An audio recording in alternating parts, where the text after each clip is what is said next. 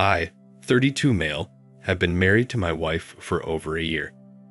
I know it's just a year of marriage, but I'm here to tell my story.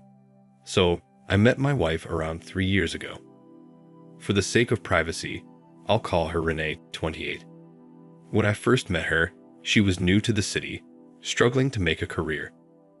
She wanted to become a fashion designer in Hollywood, but her parents didn't approve of her profession because of the not-so-decent reputation of Hollywood. Besides, they wanted her to join their family business instead of hopping into a job. To prove her point, Renee moved to California and joined a company as a fashion intern.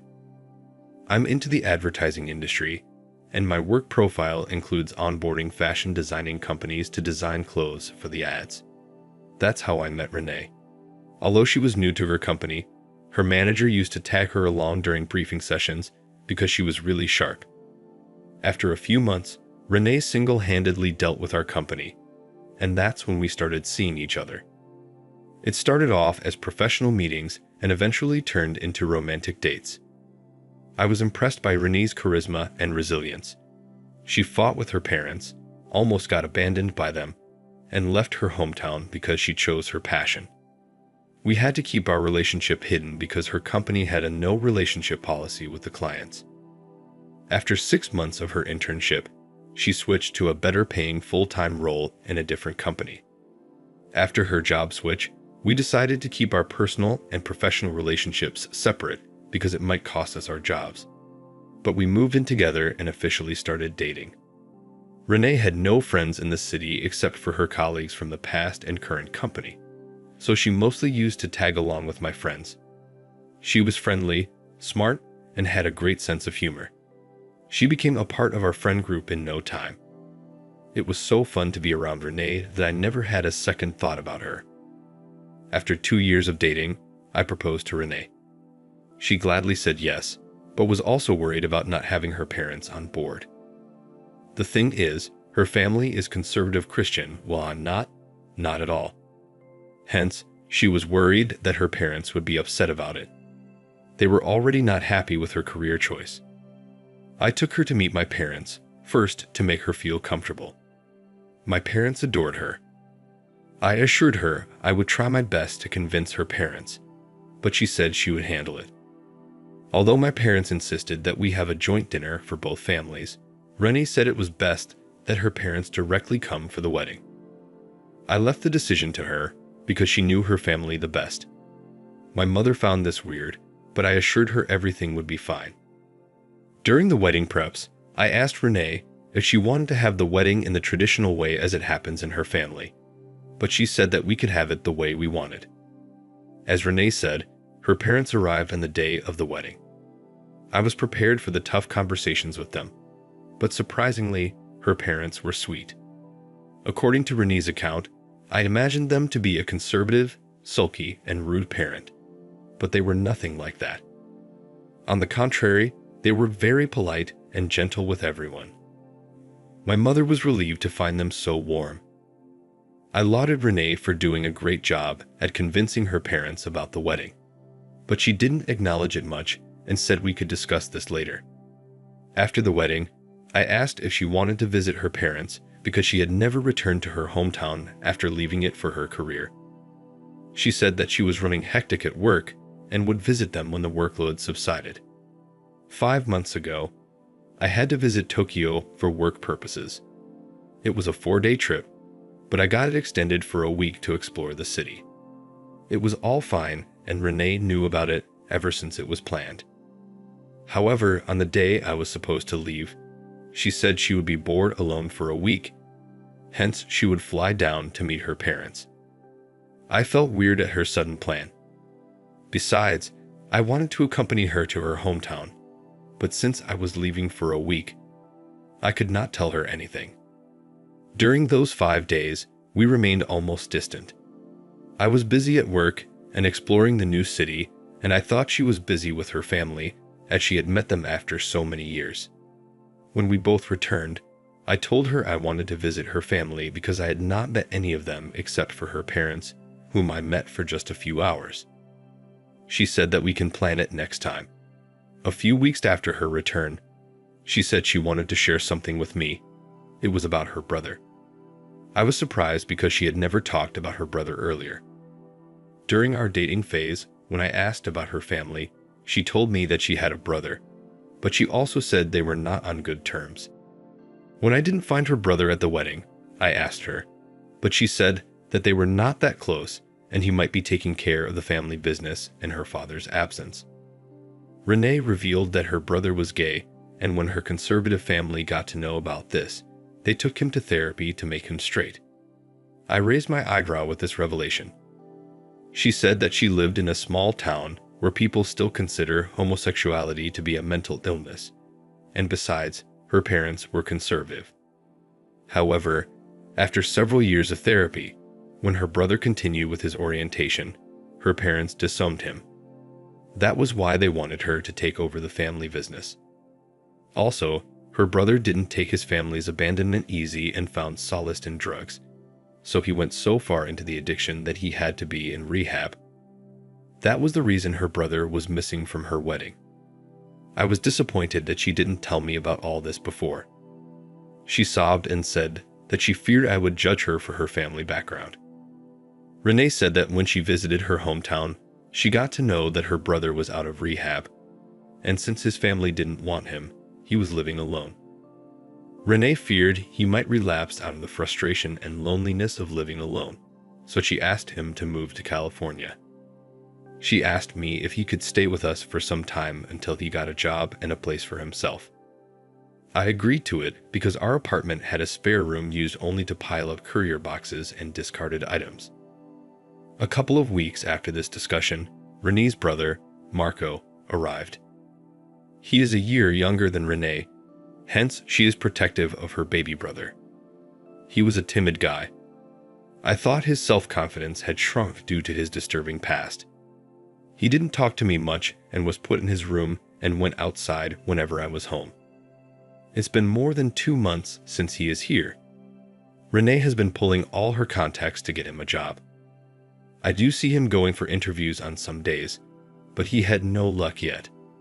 I don't want to sound evil, but his presence is kind of bothering me now. And Renee's behavior has also changed after he moved in. She acts more like his elder sister than my wife. Her world seems to rotate around just Marco. Initially, I thought she was just taking care of him, but eventually, I'm not feeling that good about it. Also, Marco's behavior looks pretty shady to me. It is either that he is still into drugs or maybe he is hiding something even more grave. Last week, I asked Renee if we could plan a trip to her hometown. She said she was busy this month. She also said that I should not tell her parents that Marco was living with us. I asked why not. She said that her parents had disowned him, and they wouldn't like that I was siding with him. I was confused by her logic.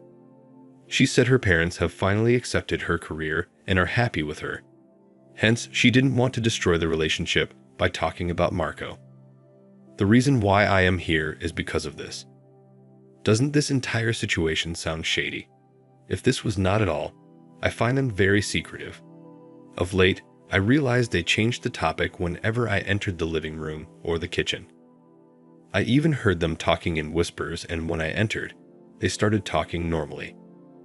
I confronted Renee about this, but she told me they were discussing Marco's relapse and therapy, which he is embarrassed to talk about in front of me. I spoke to my colleague last week, and he said I was just jealous because Renee's attention got divided. Hence, I'm apprehensive about sharing this with others or confronting it with Renee. I want to know a neutral perspective from this community. Let me know if I missed any crucial information. I'll be online for the rest of the evening. I'm looking forward to catching up on the comments section. Now for the first update. Hi all. Thanks for the advice on the last post. Some of you sent me the stories of other men whose wives cheated on them by posing their lovers as their brothers, and that hit me hard.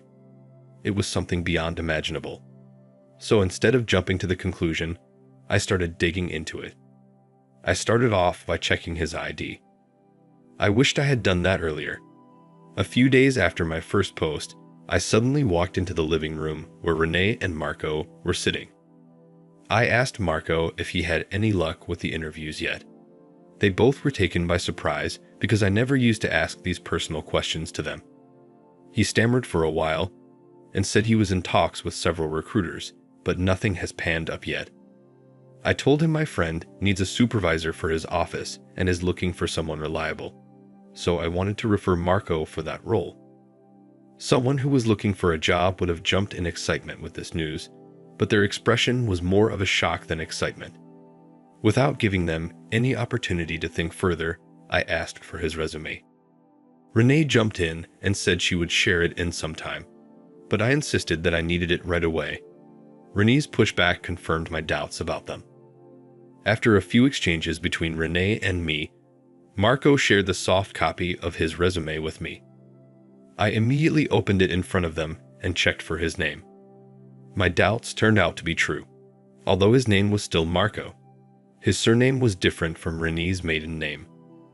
I subtly asked him about this. Before Marco could say anything, Renee said since their parents had disowned him, he had changed his surname.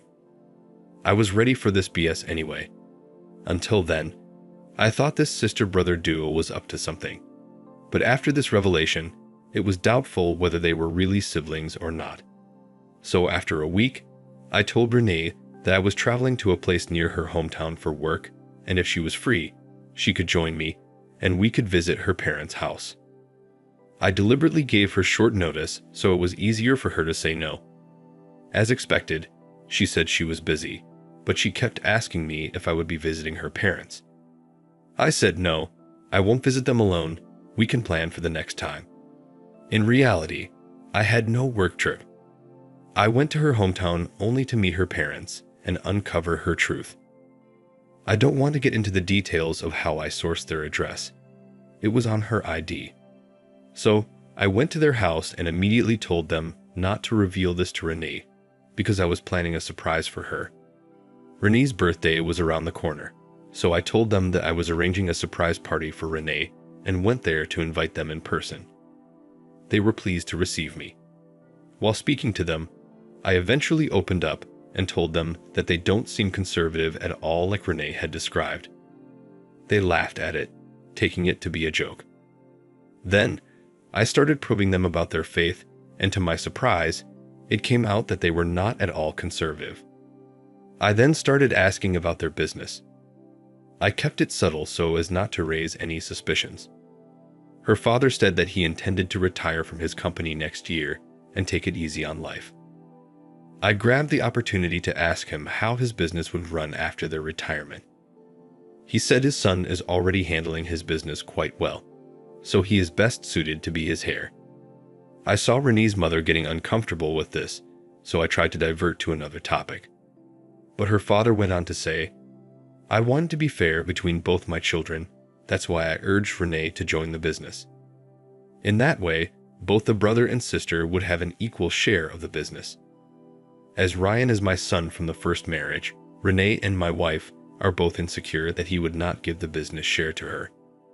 Since you're a family now, I'm telling you that I'll be fair with both of my children. He said something further that he was unhappy about Renee's career choice, but by then, I had zoned out after hearing his son's name to be Ryan. I was choking from inside and wanted to breathe. So, I cut him off in the middle and said that once I came for Renee's birthday, they could sit and sort out the difference. I didn't get to meet Ryan, but I saw him in the family pictures in their hallway. While leaving, I again reminded them not to tell Renee that I had visited them. It was supposed to be a surprise. They happily nodded. I felt so disgusted knowing that Renee was indeed having a lover in my house, posing him to be her brother. I went to meet them on Saturday, so it was almost a week before Renee's birthday, which was on Thursday. I felt so uneasy to share the house with her that I never returned home after meeting her parents. She called me on Sunday asking me when I would return.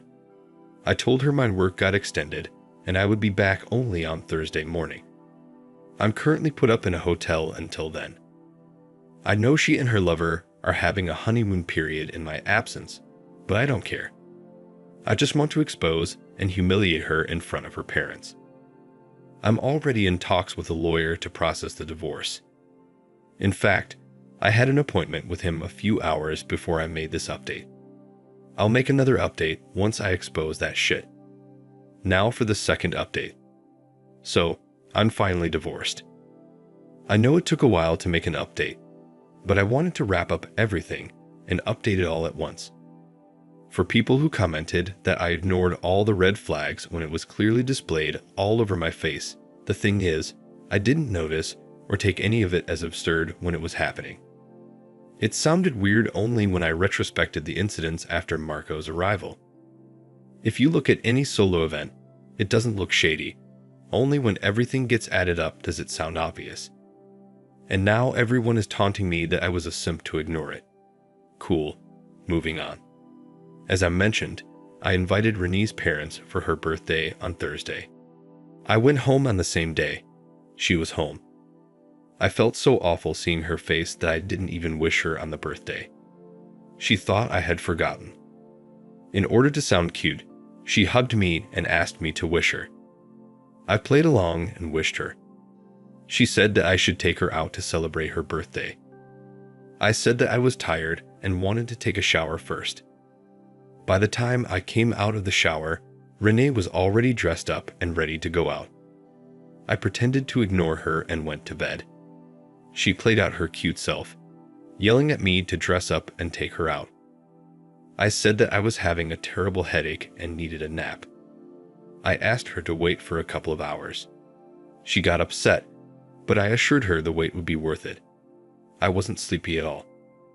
I was in fact heavy-hearted, anticipating the confrontation which was just about to happen. An hour later, I got a call from Renee's father that they were just about to arrive. I hurriedly got out of bed and went outside. On my way out, I saw Renee and Marco talking and cooking inside the kitchen. She even asked me where I was going out in a hurry. I said that there was a courier outside and I was going to collect it. I went outside and waited for a few minutes before I saw them. I greeted them and took them inside. That was the moment. It was not only a moment of shock and despair for Renee and her lover, but her parents were equally shocked. It meant that they already knew about Marco. Renee looked at me, asking for an explanation. I said, "Oh, Ryan didn't come. It would have made things easier, isn't it?" Her father gave a disgusted look at Renee and asked her what Marco was doing at her house. She started sobbing by then. I sarcastically said, "Why are you saying this? Isn't he supposed to be your son?" Renee begged me to stop. Marco wanted to leave, but I stopped him by his shoulder and told him to sit. Her mother insisted on knowing the truth, so I told her everything. Marco and Renee were frozen with fear. Her parents gave a despised look at them. Her father turned towards me and asked if I knew everything. I said no, I got to know the truth when I visited them. He went on to reveal everything which was left uncovered.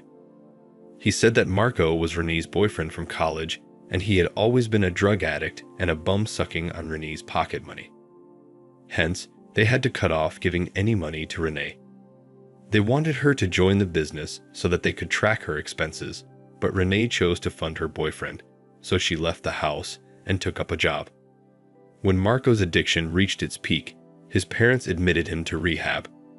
Renee could not bear the loneliness and moved to California, and that's when we met and got married. Her parents said they were really happy when they got to know that she was marrying me. They thought she had moved on from Marco, but there she was, sitting with him in my house. I looked at Renee and asked if all these restarted when she visited her parents during my Tokyo trip. She looked at me with a straight face and said yes. She admitted that she kept me away from her family because she feared her past getting uncovered. She admitted that she had moved on from Marco while she was with me, but when she got to know that Marco was back from rehab, she could not control herself and went to meet him. During the meeting, Marco convinced her that he was a changed man and urged her to divorce me. Renee could not take that risk right away unless Marco got a job, so they both planned the entire thing. It was true that Renee was not on good terms with her stepbrother Ryan. and hence she used that opportunity to pose Marco as her brother in front of me. Marco interrupted that he never liked the plan of staying in my house, but Renee forced him to. Her father was so disheartened that she lied so much about them and portrayed them as villains just to have her boyfriend. The situation got so worse that her father choked Marco by his collar and dragged him out of the house while Renee pleaded with him to stop. I just kept staring at her, at how smartly she was playing her game. Her parents apologized to me for everything. I told them they need to not be sorry for what Renee had done. I also informed them that I was going to file for divorce and Renee needed to leave the house right away. Renee didn't resist. She silently went inside the room to pack her belongings, but her father was not in the mood to take her with them. He stood up, saying that she had created this mess and now she has to bear it. While leaving, he told Renee that her drugged boyfriend had cost her everything good she had in life. They left the house without Renee. Soon after they left, Renee also left. She didn't look at me or say anything. She just lowered her gaze and walked away. I don't know if I should feel good for taking my revenge by humiliating her or if I should feel bad for her misery. A month ago, my lawyer called her to check the address at which the divorce needed to be shipped. She said that she would visit his office and collect it. My lawyer informed me that she arrived at his office an hour later. As soon as he handed over the papers to her, she just glanced at the terms and immediately signed in front of him, handed back the papers to him, and left. A week ago, we were presented before the magistrate for divorce finalization. She was alone. She looked miserable and was quiet during the entire trial. In the end, when she was questioned, she affirmed agreeing to my terms. Actually, I didn't have a lot of property and wealth that she would have fought over. The house in which we were living was also rented. Since she was working, I was not asked for alimony. In fact, I was being considerate in not charging her with alimony for cheating and fraud. Our divorce was finalized uncontested. I know I'll get a lot of heat for letting her slip so easily. The thing is, she had already lost everything. Her marriage, her family, her dignity. There was nothing left with her to be destroyed. Yesterday, her mother called me asking about the divorce status. I told her that it was over. She cried, saying she heard that Marco had again started taking drugs and she feared he would destroy her daughter and take her down the path of drugs and crime along with him. She also said her father had disowned her from the will, fearing that she would shower all his hard-earned money on that drug addict Marco. I empathized with her and hung up, asking her to take care. I wonder how someone can be so stupid as to love someone to the extent of losing everything. If a woman like Renee, who was so intelligent and sharp, could be so stupid to fall for Marco, there is nothing much left to talk about others. Thank you for watching.